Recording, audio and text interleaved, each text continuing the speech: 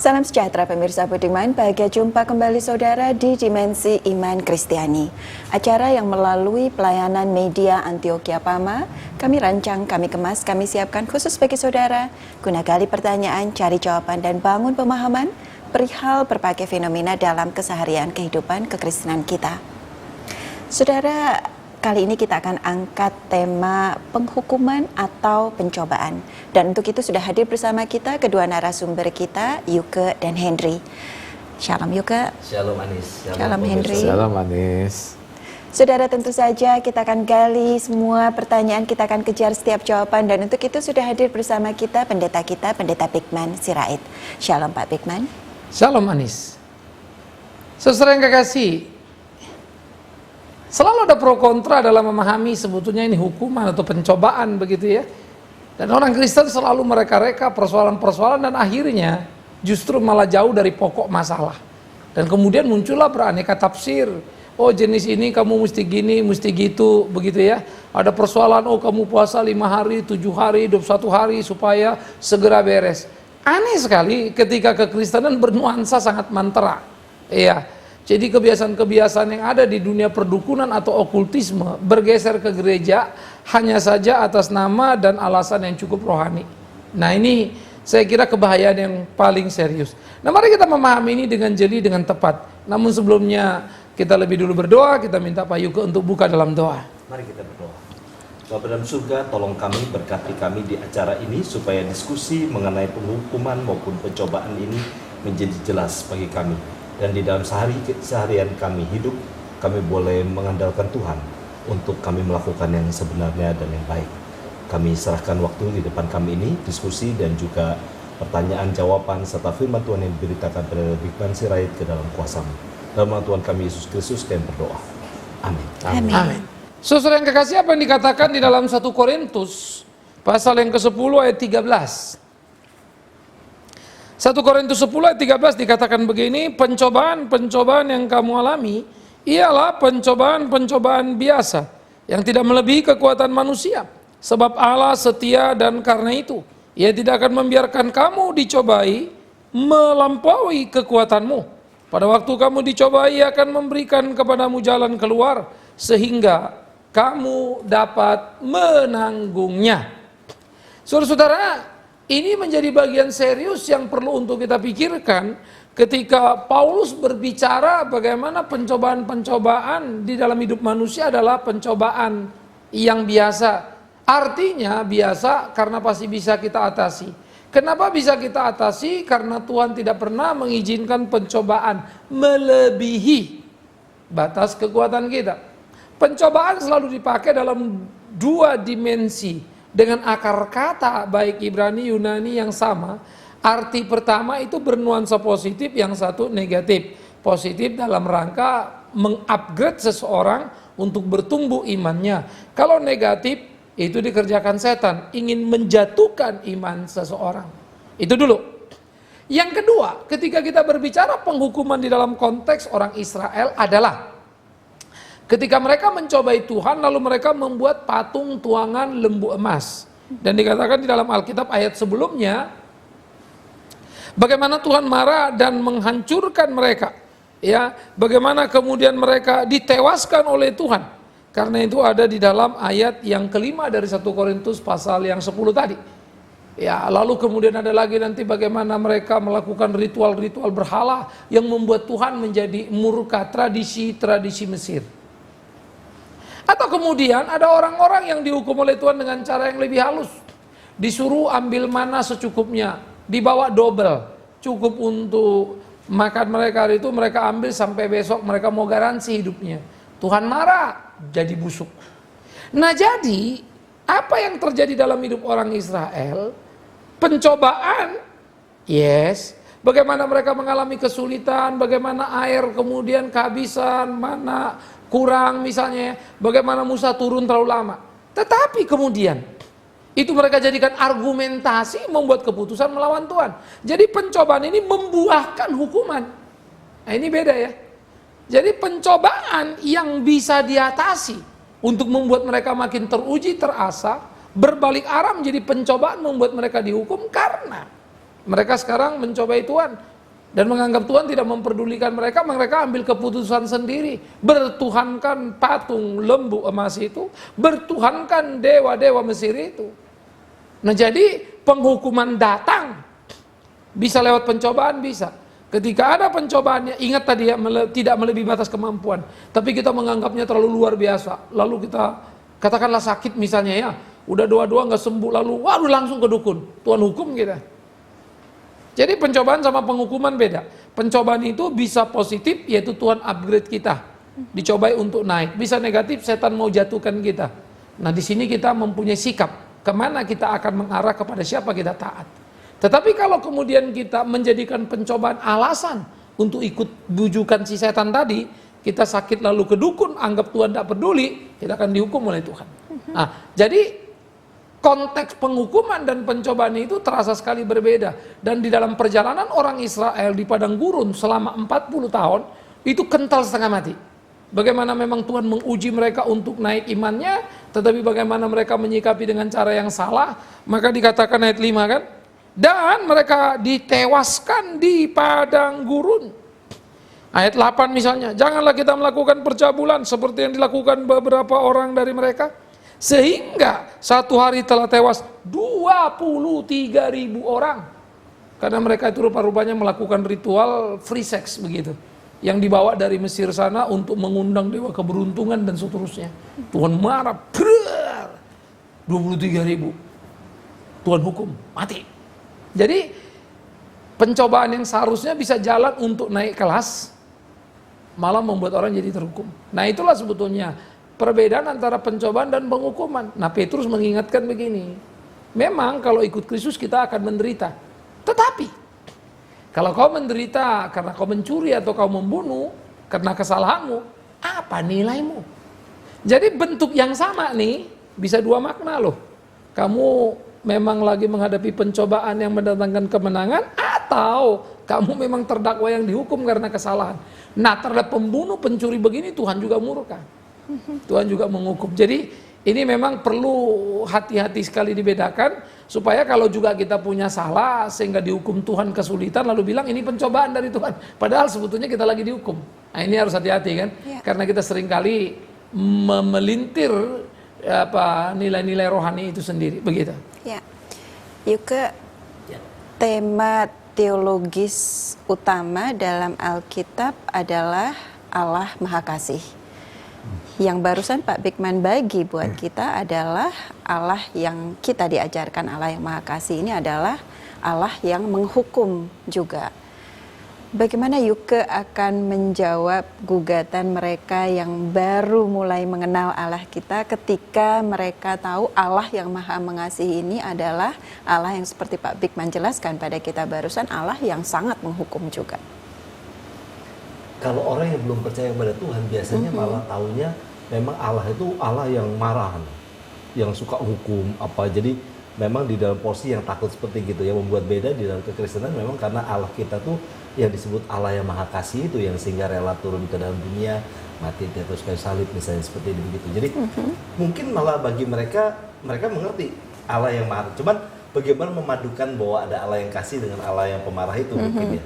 Artinya tapi kan Allah bukan Allah pemarah seperti kayak saya marah-marah, nggak kepuguhan gitu kata orang tadi ya. Nah, cuman kalau tadi dengar dari Pak Bigman, saya pikir ini kan dua-dua berbicara tentang sesuatu yang terjadi sekarang kan, artinya di sepanjang hidup kita, bukan penghukuman nanti di dalam kerajaan surga atau di masa akhir zaman, bukan, tapi yang sekarang ini ya, dalam kehidupan kalau kita. Fenomenanya orang tuh dihukum mati begitu misalnya, jadi mati atau apa, barangkali kita tahu langsung oh ya memang itu dihukum bukan pencobaan gitu.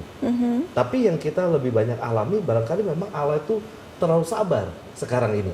Kalau kita lihat begitu banyak kejahatan, fenomena ini itu yang nggak adil dan lain-lain, tapi kayak Tuhan nggak ngapa-ngapain, sehingga malah banyak orang Kristen rasa gregetan, kok Tuhan biarin aja sih gitu kan. Ini yang kita lihat kan, sehingga sebetulnya kata penghukuman ini terlalu jauh nih. Yang tahu itu, oh ini Tuhan sedang menguji kali, kita menyenangkan diri sendiri dengan itu, malah lupa nih bahwa Allah kita ada Allah yang bisa marah begitu, Allah yang bisa menghukum misalnya sebetulnya. Ini yang saya kalau lihat ini ya, nggak tahu bagaimana. Memang harus diakui khotbah sekarang itu kan khotbah bukan dua sisi. Jadi kalau koin yang diceritakan satu sisi saja, bahwa ini angka 50, nilai tukarnya 50, tapi sah apa tidak dilihat sisi sebelah ada gambar apa enggak. Enggak ada gambar ya 50 tetap 50, enggak laku itu. Jadi ada angka 50 tapi tidak punya nilai 50, karena enggak ada gambarnya. Jadi ceritakan angkanya, ceritakan gambarnya supaya legalitasnya sah. Begitulah Tuhan. Tuhan adalah Allah Maha Kasih, yes. Tetapi Tuhan yang Maha Kasih itu adalah Tuhan yang adil, Tuhan yang suci, Tuhan yang benar. Maka dikatakan ia menghajar orang yang dikasihinya supaya jadi benar. Ya, dan dia menghukum orang-orang yang melawannya dan dibuangnya dari hadapannya. Dalam kasih Allah ada hukum. Kasih minus hukum itu liar. Tapi kalau hukum toh yang kita gambarkan minus kasih itu legalistik. Tuhan tidak itu. Nah di dalam balance itu kita mesti berbicara dua hal. Karena memang kalau Allah Maha Kasih, seperti yang kita mengerti nggak ada marah sama dia, kenapa ada neraka? Apalah susahnya Tuhan merubah neraka jadi surga, kan begitu toh. Dia yang berkuasa kok. Mana setan berkuasa di neraka? Tuhan. Kalau dia merubah gampang. Nah, itu keseriusannya. Nah jadi di dalam hal seperti begini, kurangnya keseimbangan di dalam menceritakan itu mengakibatkan kesalahpahaman. Nah ini yang menjadi repot ini memang. Ya, Pak Bigman. Lalu apa yang terjadi dengan orang-orang yang jelas lakukan kesalahan? Kenapa Tuhan tidak hukum mereka? Hati-hati.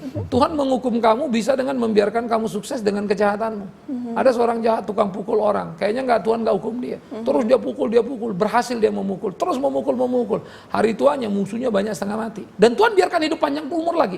Dan orang cari-cari dia terus. Ketakutan setengah mati. Itu lebih parah lagi. Kalau dihukum sekejap itu namanya Tuhan baik. Saya mungkin bisa balik. Saya coba mau kembali kepada tadi yang dikatakan oleh Pak Bigman. Tadi dikatakan bahwa pencobaan dari Tuhan ini ada positif, ada negatifnya. Yang positif adalah bagaimana Tuhan ingin menaikkan, mengupgrade kita punya iman. Sekarang permasalahannya adalah kita sendiri, kan Pak Bigman juga suka mengkhotbahkan di gereja. Misalnya, makanlah secukupnya. Kita sendiri nggak tahu apa yang secukupnya bagi kita. Nah, ini saya bandingkan dengan kekuatan kita. Kita juga nggak tahu kekuatan kita sampai seberapa tingkatnya, sehingga seperti tadi yang dikatakan sakit sehingga sampai sini ya udah nggak tahan cari ke dukun bisa sembuh ya. Anugerah Tuhan sisi lain. Nah, siapa yang salah gitu loh. Tuhan bisa bekerja lewat dukun juga gitu ya. Tuhan kan kasih hikmat gitu. Ya ini menarik memang. Karena apa sebetulnya begini, yang memang jadi repot adalah kekuatan kita misalnya dalam sakit kita ukur dari ketika sembuh. Padahal sebetulnya ketika seorang itu bisa sakit dan dijalaninya sakitnya seminggu 2 minggu, sebetulnya di situ penyertaan Tuhan terjadi ketika dia mampu menerima keadaan. Yang dia nggak bisa terima adalah kok terus-terusan nih. Mestinya kan seminggu cukup dong. Dia membuat limit kepada apa yang Tuhan mau kerjakan. Lalu dia kecewa. Ini udah berbulan-bulan nih. Tuhan nggak tolong, maka dia lari ke dukun. Makanya kalau kita menghadapi sebuah persoalan jangan bikin limit. Oke, tapi kalau Bapak mengatakan kita tidak boleh memakai suatu limit, saya contoh paling gampang adalah baru-baru ini ada saudara yang sakit. Nah, dia di rumah sakit udah cukup lumayan lama. Yeah. Nah, dia mengeluh, dia orang Kristen, dia mengeluh. Nah, setelah kita tanya mengapa dia mengeluh, karena memang kemampuan finansial dia memang juga ada limit. Yes. Nggak mungkin dia terus-terus di rumah sakit, sedangkan di rumah nggak mungkin untuk jenis penyakit ini. Nah, wajar dong kalau sampai dia ini, Mbak. Nah, ini ada beberapa aspek, kan kita nggak tahu persis ya. Apakah Tuhan lagi berbicara dengan dia untuk hal yang banyak salah, kita nggak tahu. Satu, dan kalau dia tidak lihat itu, maka dia percuma ada di rumah sakit. Tuhan lagi mau ngobrol soal kenapa dia sakit, dia justru ngarap cepat sembuhnya. Malah makin marah lagi sama Tuhan. Tambah salah pertama belum beres, salah kedua. Yang kedua, ya memang kejadian. Ya, gitu. makanya saya bilang tadi, itu pertama kan, makanya. Jadi yang kedua lagi, sebetulnya jangan bilang ketika dia lihat finansialnya nggak bisa, terlalu banyak orang yang tidak punya uang masih bisa hidup kalau Tuhan mau. Ya, dan terlalu banyak orang sakit bisa berobat terus-menerus dengan anugerah ilahi lewat banyak orang kalau Tuhan mau gerakkan. Itu kan soal kecil sebetulnya. Tetapi memang ini fakta dompetnya ini menurun, tabungannya menurun, membuat dia yang nggak kuat. Tapi bukan Tuhan mencobai dia melewati batas kemampuannya, tapi dia merasa Tuhan sudah over estimate nih, Tuhan ini dia over limit ini, saya udah gak kuat nih gitu. Nah itu sebab kita perlu mengintrospeksi diri kita, sejauh mana sebetulnya kita ada pada posisi yang benar. Karena ada aspek yang ketiga, ada orang sakit akhirnya dia bilang gini, iya ya Pak, saya khotbah, lalu dia bilang, saya pikir Bapak betul, sakit ini memang membuat kita miskin, hilang uang banyak, tapi memang jujur nih sakit jadi memulihkan keluarga kita nih. Yang tadinya memang nggak tahu satu kemana, sakit bapaknya memaksa, kluk gitu. Terus makin nggak punya, sombongnya satu-satu kekikis semua deh nih, tanpa sadar. Jadi mereka pemilik, papanya bisa lihat dalam sakitnya. Akhirnya kecurigaan pada Tuhan yang sudah panjang dalam itu, kok Tuhan gini nih, ya, baru kaget lalu bilang, sebetulnya kalau mau dipikir-pikir kan uang yang keluar itu nggak seberapa ya, dibandingkan harmoni keluarga ini. Tapi kalau sebaliknya yang terjadi Pak, justru karena limit dari finansial ini sehingga si istri menyalahkan si suaminya ini karena pikiran dia yang membuat dia sakitnya semakin parah, malah lebih menjauhkan istrinya daripada dia Pak. Nah, itu yang kita bilang tadi, berarti dua-dua kan diskusi tidak lagi dalam ruang tadi kan, di mana Tuhan ada di atas mereka. Nah, ini yang repot memang. Nah ini Kristen sih agamanya, tetapi dalam perjalanannya sebetulnya mereka bertanding dengan cara mereka sendiri. Nah karena itu sebetulnya yang didekati kepada orang ini bukan seberapa berat problemnya, tapi perspektif dia tentang Tuhan. Ini yang mesti dikembalikan dulu nih, diluruskan dulu. Sehingga pertama mereka perlu menyadari ya, pencobaan ini dalam rangka pemurnian, upgrading iman tadi begitu ya. Atau ada kesalahan yang mereka lakukan, Tuhan lagi tegur mereka karena Tuhan sayang.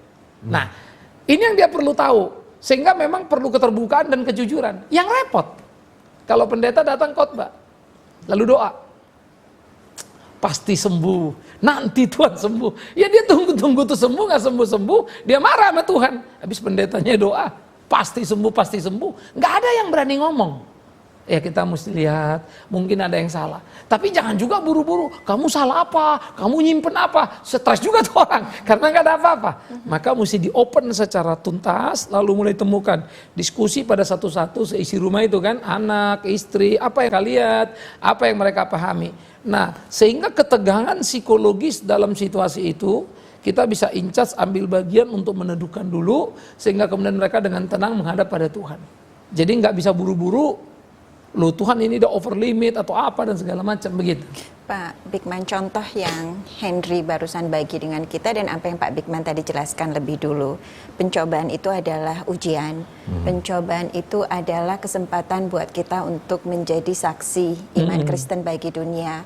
Pencobaan itu adalah kesempatan buat kita untuk menunjukkan keunggulan iman Kristen bagi dunia. Penyederhanaan pikir yang salahkah lalu ketika seseorang menyimpulkan, oh oke, kalau saya orang Kristen dan saya beriman pada Tuhan, saya pasti akan mengalami pencobaan, dan semakin kokoh iman Kristen saya akan semakin berat pencobaan yang kemudian Tuhan izinkan buat hidup saya. Gini, barang 5 kilo berat kalau badan kamu kecil, tapi kalau kamu sudah bisa angkat yang 5 kilo, maka 7 kilo jadi mungkin. Kalau kamu bisa angkat yang 7 kilo, 10 kilo sederhana. Waktu satu naik-naik kamu angkat yang 20 kilo, kamu kaget. Dulu 50 kilo aja, 5 kilo aja bengek gitu kan. Sekarang kok bisa 20 ya? Itu proses. Jadi kalau saya gambarkan kayak kita apa namanya nih, barbel gitu ya. Angkat besi kan kita mulai dari ringan dulu dong. Coba langsung berat bengek kita. Nah, penyesuaian, oh ini kuat. Bisa loh. Tapi kan bertahap. Maka latihan-latihan itu memang bertahap. Jadi kalau dibilang makin berat, sebetulnya bukan makin berat, karena seturut dengan daya tahan yang naik. Ya jadi tuh segitu aja tuh. Jadi yang salah memang kita pikir pencobanya tambah, kitanya di sini terus. Berarti nggak naik kelas dong. Kan gitu. Jadi ini yang memang menarik. Maka kalau kita ngeliat Paulus misalnya ya, dia sudah melayani Tuhan baik-baik gitu kan, hebat ya. Lalu dikasih duri. Sekarang kita tanya nih, kalau kita ada pelayanan baik-baik, dikasih duri yang sakit banget nih, kira-kira kita bilang Tuhan terima kasih apa Tuhan apa-apaan nih? Kalau kelasnya kita bilang Tuhan apa-apaan nih? Maka saya pikir, aduh Tuhan, berat amat kalau sampai pengalaman Paulus ditimpakan ke kita. Kok sulit amat? Udah masuk penjara, kena sakit gitu. Nah, tapi kan karena contohnya Paulus ini Pak, sehingga banyak sekali kita temukan misalnya pada waktu kita membesuk seseorang di rumah sakit. Nah, banyak orang yang dalam keadaan sakit dia pada waktu itu, mereka selalu mengatakan ini mungkin hukuman dari Tuhan karena saya kurang melayani Tuhan. Nah, jadi nggak salah dong kalau mereka ngomong begini karena ditarik dari contohnya Paulus itu Pak. Padahal kan kalau menurut saya, loh ini kan bukan karena hukuman, karena dia nggak melayani. Memang sakit penyakit ini kan bukan karena dia sembuh baru mesti melayani. Pada waktu dia sehat dia harus melayani. Itu betul. Tetapi sangat bergantung begini, jangan sampai mulut kita yang ngomong sama orang sakit. Tapi kalau si sakit merasa, ya kita mesti tanya kenapa. Mungkin saja dia memang nggak melayani, lalu dia merasa waktu sakit ini gara-gara nggak mau melayani. Biarkan itu jadi pengalaman pribadi dia, tetapi yang penting kan bagaimana memulihkan pemahamannya. Yang repot, ujuk-ujuk kita datang, kamu ini dihukum Tuhan, nggak melayani. Wah cilaka ini nanti kan. Nah yang parah di dalam kekristenan memang itu yang terjadi. Sehingga yang sakit ini tambah stres. Aduh, berapa salah aku ini. Waduh, kalau gini bisa nggak disembuhkan Tuhan dong. Kalau sudah tekanan jiwa itu terjadi, obat apapun dikasih udah nggak efektif lagi. Maka Alkitab betul, hati yang gembira adalah obat. Dia sekarang under pressure karena rohaniawan. Berat kan? Nah, oleh karena itu kalau itu pergumulan dia, oke, kita kasih telinga untuk mendengar. Apa problemanya sebetulnya? Lalu kita kembalikan dia ke sisi dia. Sehingga sisi-sisi Alkitab itu justru membuat kita belajar betapa kalau memang kamu sakit, karena misalnya kurang istirahat, sakit, habis kerjanya gila-gilaan cari duit Pak, tidur kurang melulu. Ya udahlah, nggak usah pusing-pusing lah, memang kamu kerja karena tidak bijak. Sekarang Tuhan biarkan kamu ketapar di situ. Ya salah kamu. Siapa suruh kamu kerja nggak ada istirahat? Siapa suruh kamu kerja jungkir balik lalu lupa rumah semua misalnya kan? Wah habis gini entertainment pulang jam 3 pagi, jam 5 udah main golf. Ya gila lah. Ya 5 tahun 10 tahun lagi badannya rontok. Kan ada orang begitu kan. Nah jadi waktu badannya rontok, jangan bilang Tuhan mencobai. Kamu sudah mencobai Tuhan justru. Tuhan kasih kamu urus badan enggak. Nah yang ada di situ dia mesti bereskan di dalam sakitnya. Tuhan ampunnya. Tapi kan bedanya tipis-tipis Pak. Apa gitu? Tapi kalau seperti Ananias dan Safira kan sebetulnya satu sisi mereka dicobai dengan dirinya sendiri untuk menggelapkan uang. Seketika itu juga Tuhan hukum dia mati kan begitu ya. Ini kasusnya bukan sekedar pencobaan biasa begitu ya, tapi bukan. Kalau Ananias Safira ada special case di dalam Alkitab yang harus kita hati-hati. Misalnya Petrus datang peminta-minta tukang yang lumpuh itu kan, Mas Pera aku tak punya, dalam nama Yesus bangkit dan berjalan. Jangan petentang pulang gereja, Mas Pera tidak punya, dalam nama Yesus bangkit jalan, kagak jalan-jalan tuh orang. Kan gitu kan. Jadi jangan terus mencomot itu lalu main bawa aja kan gitu. Nah, kepada case Ananias Safira itu adalah permulaan gereja di dalam pergerakan yang memberikan persembahan. Yang jadi masalah dia tidak menggelapkan uang. Dia menggelapkan pengakuan. Dia kasih separuh, dia bilang separuh juga nggak ada masalah. Karena Tuhan nggak minta-minta kamu kok. Tuhan nggak butuh itu. Cuma waktu dia bilang sudah semua padahal separuh, Tuhan marah. Kamu pikir kamu siapa? Tuhan nggak butuh uangmu itu, mau kasih 10%, 5%, 2%. Nggak tambah kaya Tuhan karena persembahan kita. Nggak miskin dia karena kita nggak kasih. Tapi dia murka ketika kebenaran itu dipermainkan. Nah kasus Ananias Safira mengingatkan gereja sebetulnya, hati-hati. Nah orang sekarang dihukum nggak? Yes, saya bilang. Cuma tidak mati. Tapi nuraninya yang mati. Itu lebih gawat lagi. Akhirnya dia hidup makin gila kan.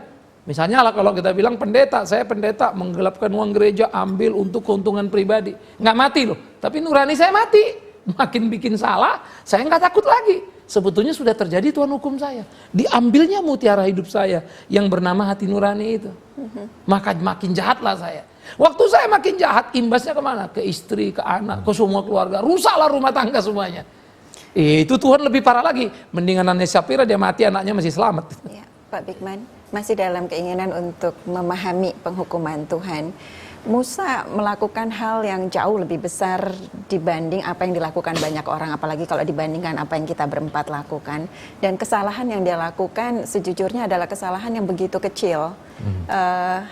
Bahkan kalau dibanding kesalahan yang kita berempat pernah lakukan, tapi Tuhan hukum dia sedemikian rupa.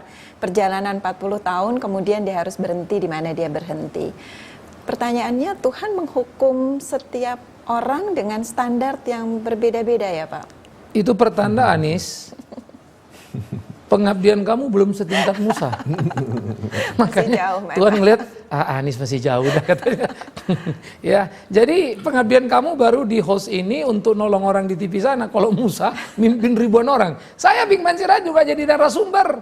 Belum mimpin ratusan ribu orang bebal, 40 tahun. Hah? Tetapi waktu Tuhan limpahkan ke Musa, tongkatnya jeder, laut terbelah. Maka persoalan dia dihukum adalah persoalan yang sangat serius. Musa, mestinya, nah ini, engkau tahu kesucian dan kekudusanku, dan kau lihat dengan matamu. Kalau orang Israel ini salah, aku tahu, mereka ini sampah semuanya. Tapi kau, waduh, itu tuntutan kepada Musa yang dibela Tuhan habis-habisan dan melihat kekuasaan Tuhan yang hebat lewat diri dia. Itu sebab. Analogi yang dikatakan Yakobus saya suka katakan kan, jangan semua orang pengen jadi guru. Guru dituntut 2 kali lipat lebih berat. Nah itu sebab leader itu mesti sadar itu. Kalau sekarang lucu, semua orang mau jadi pemimpin karena dapatnya banyak, cuannya gede. Ironis kan, nggak ada yang mau jadi jemaat pengikut. Ini yang jadi repot, padahal kita mesti belajar. Biarlah orang itu diangkat oleh Tuhan, dituntun, dipimpin oleh Tuhan. Tetapi dengan sadar bahwa hati-hati kalau kamu salah, Tuhan juga gugat kamu serius gitu. Nah jadi case Musa itu bagi saya memang satu sisi tampaknya kan cuma ngomong disuruh dia pukul kan kecil. Tetapi Tuhan bilang kan kau melanggar kekudusanku di depan orang Israel.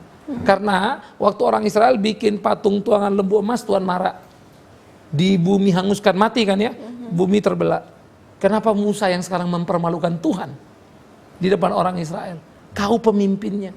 Kau tahu tongkatmu itu bisa membelah laut. Kau tahu tiang awan, tiang api yang mengikuti. Bagaimana kamu ini? Tetapi itu mengatakan satu hal lagi. Tidak ada kita yang terlalu hebat, terlalu sempurna, sampai tidak pernah dihukum Tuhan. Termasuk kita semua. Ya. Pemirsa budiman, kami selalu saja belajar dalam setiap perbincangan-bincangan di Dimensi Iman Kristiani. Dan itu sebabnya kenapa kami selalu ajak saudara untuk tetap setia dalam setiap episode Dimensi Iman Kristiani yang memang melalui pelayanan media Antioquia Pama kami siapkan khusus bagi saudara. Kita syukuri iman Kristen kita saudara, kita minta Pendeta Bigman Sirait pimpin kita, akhiri kebersamaan kita. Jadi orang Kristen jangan naif saudara. Pencobaan, penghukuman harus bisa kita bedakan.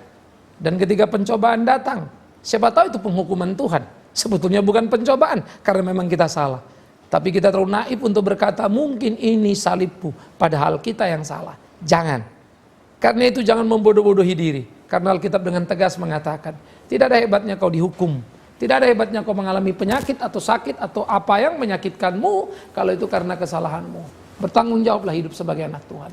Supaya dia terus memimpinmu. Kita berdoa saudara yang kekasih. Sekarang kita pimpin doa ke Pak Henry ya. Silakan.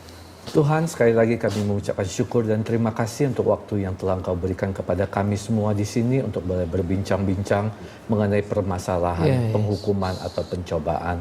Dan biar kiranya apa yang telah kami bicarakan, apa yang telah diajarkan oleh Pendeta Bigman Sirait melalui firman dari Tuhan, biar kiranya memberikan pencerahan kepada pemirsa di rumah maupun kami di sini bagaimana kami harus bersikap dalam situasi apapun yang kami hadapi sehingga kami dapat mengerti ini merupakan suatu hukuman atau pencobaan dari Tuhan. Terima kasih Tuhan, namun kami mau serahkan setiap kami hanya ke dalam tangan Engkau saja Tuhan.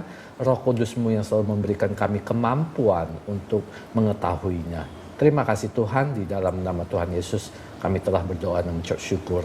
Amin. Amin.